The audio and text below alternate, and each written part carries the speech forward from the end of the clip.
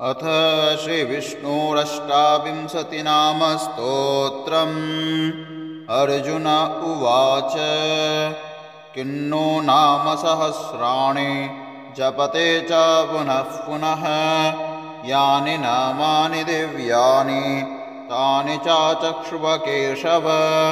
श्रीभगवान् उवाच मत्स्यं कूर्मं वराहं च वामनं च जनार्दनं गोविन्दं पुण्डरीकाक्षं माधवं मधुसूदनं पद्मनाभं सहस्राक्षं वनमालिं हलायुधं गोवर्धनं ऋषिकेशं वैकुण्ठं पुरुषोत्तमम् विश्वरूपं वासुदेवं रामन्नारायणं हरिं दामोदरं श्रीधरं च वेदाङ्गं गरुडध्वजम् अनन्तं कृष्णगोपालं जपतो नास्ति पातकम् गवाङ्कोटिप्रदानस्य अश्वमेधशतस्य च कन्यादानसहस्राणां फलं प्राप्नोति मानवः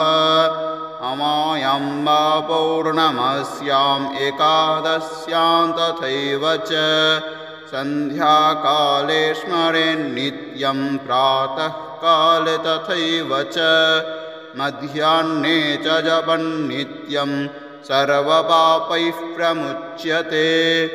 इति श्रीकृष्णार्जुनसंवादे श्रीविष्णोरष्टाविंशतिनामस्तोत्रं सम्पूर्णम्।